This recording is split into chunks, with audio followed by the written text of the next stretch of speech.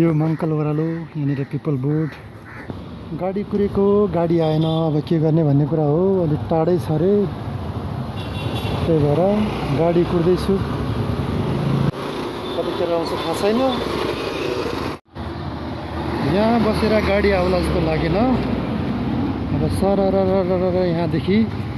मिलन चोकदेखि सट्ट पर निस्किनु पर्यो बस चल्ने ठाउँतिर जानु पर्यो अब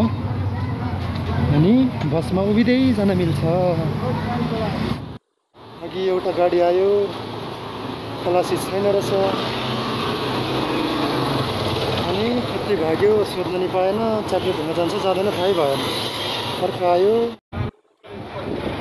गाडी गाडी गाडी गाडी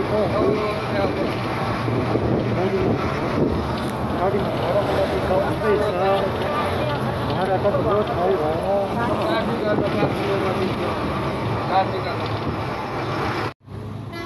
ल कपन साप्रे ढुङ्गा चाहिँ आइपुग्यो अब यहाँदेखि फेरि फोन गरेर सोध्नुपर्छ कहाँनिर हो भनेर म पारीबाट पुल क्रस गरेर अब फेरि गोपकृष्ण साइडतिर अलिकति तल जानु पर्यो अलिकति तल गएर अनि गाउँको स्टाइलमा एउटा घर छ अरे त्यही भन्दै हुनुहुन्छ हेरौँ अब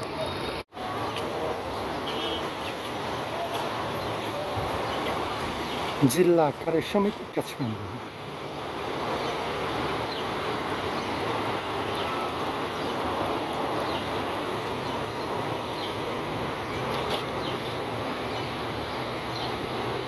कार्यक्रम 1 बजे सुरु रहेछ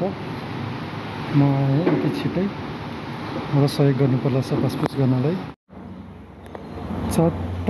चेयर पुसिसकेँ अब यसो बाहिर निस्केको रातिर हेर्नु पऱ्यो नि होइन घर यस्तो छ है टक्क मिलाएर बुट्टाहरू क्या दामी छ यसको पनि अर्थ होला आफूलाई थाहा छैन त्यस्तै हो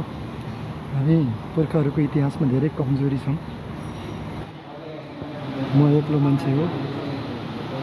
पछाडि बसिरहेको छु म 1 म्याच जानलाई 2 मिनट बाँकी मान्छेहरू हल्का जम्मा हुन थालेका छन् जनता भन्ने कि मान्छे भन्ने अब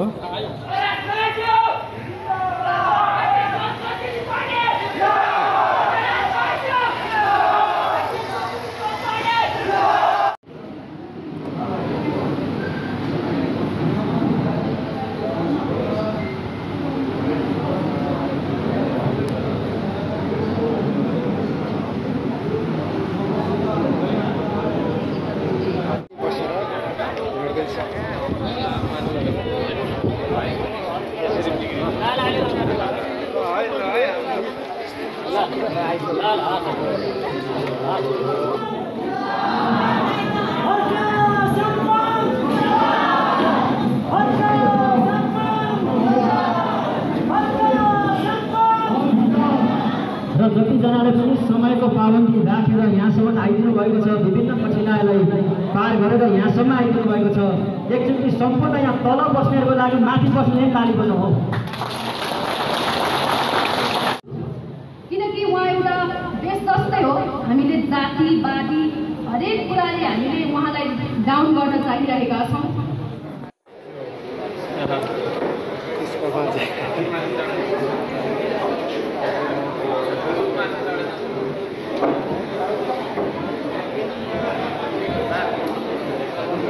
धन्यवाद छ खास त्यस्तो बोल्न मन लागेको छैन त्यो पनि अब कार्यक्रम भइहाल्यो अलिअलि बोल्दा हैरान पनि भइएको छ देश सोच्न